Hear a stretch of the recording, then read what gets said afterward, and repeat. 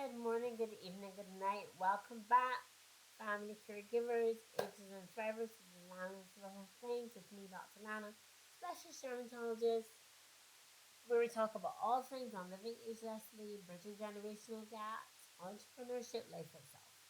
And I'm going to talk today about a concept that might be, I don't know if it's new, but it certainly is new to me and something I was thinking about and something that just came and I thought, you know what? Let's talk about it. Let's open a conversation. Let's disagree if we have to. I'm asking for you to share, if you can share your ideas, you agree, disagree, share it with a friend. Remember to like and subscribe. This content goes all over the world. It is for the support of families and caregivers and older persons and just just to get the word and keep the content going as a means of spreading the word in a definitely needed genre. So thank you so much for liking and subscribing. Let's get right into it. I wanted to ask, my question is going to stir this pot. I wanted to ask, are those who are taking care of family members who are older, great grandmother, grandmother, are we now the silent generation? Let me explain.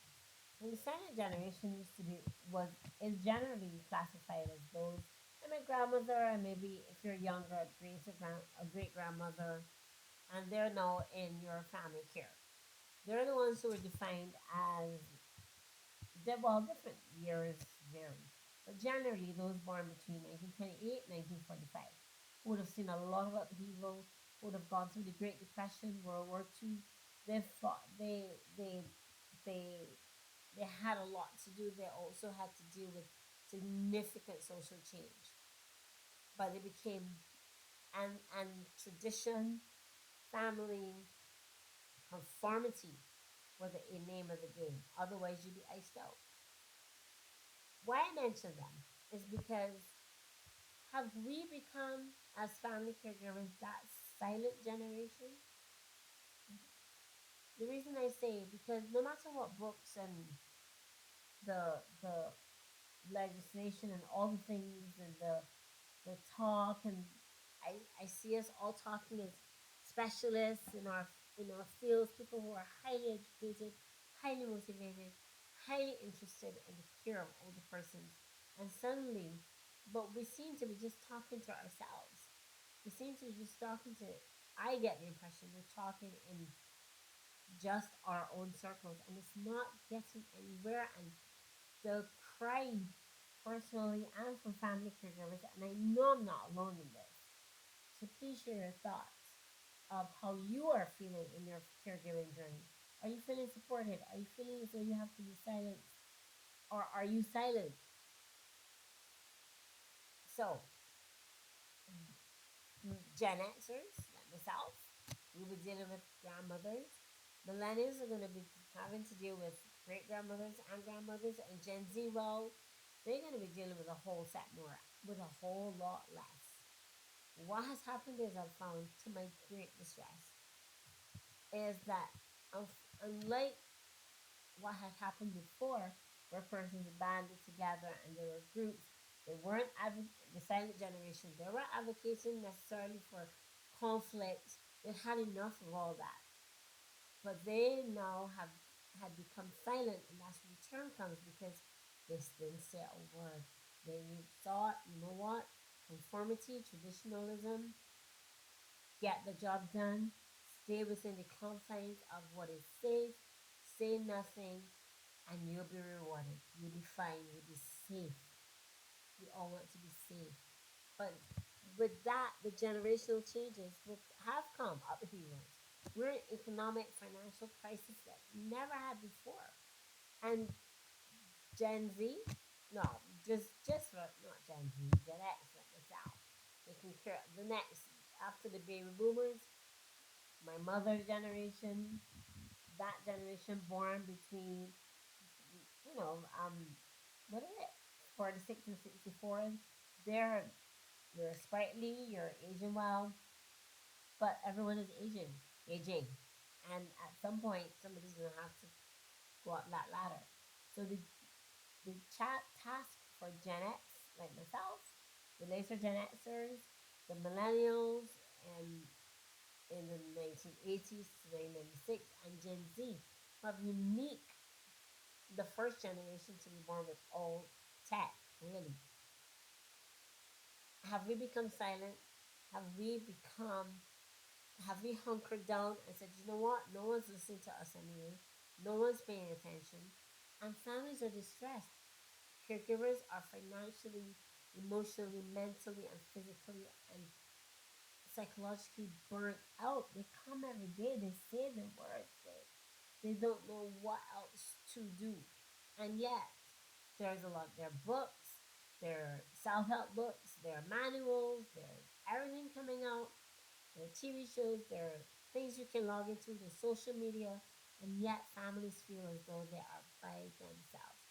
And what that has led to is instead of coming together, we separated into our own corner. All right, let me read this and see if the four of us can help with mom or gran or dad or granddad.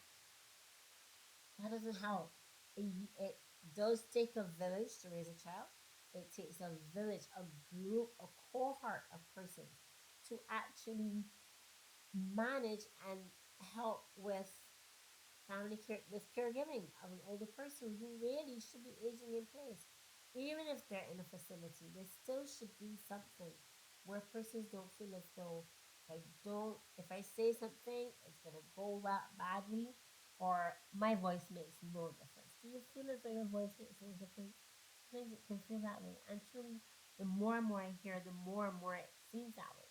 So what I'm encouraging and what I'm talking about passionately is to stir fire, to stir that flame, to stir the community spirit, to stir the community connection where we feel, where we know that we don't have to be in groups of hundreds and thousands, no.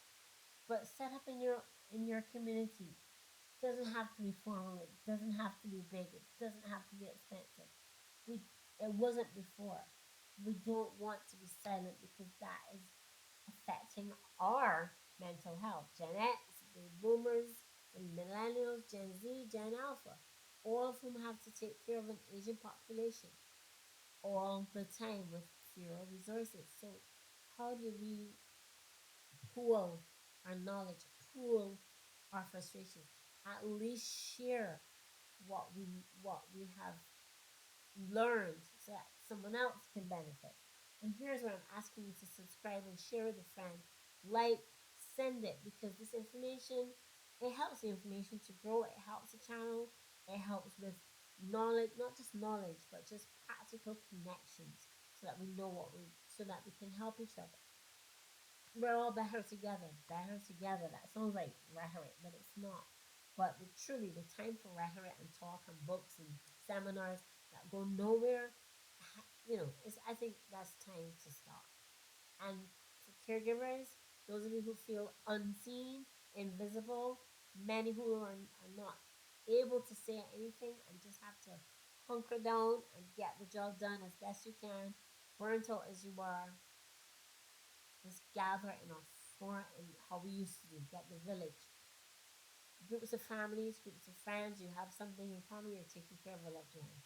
Group together, band together, have a meet.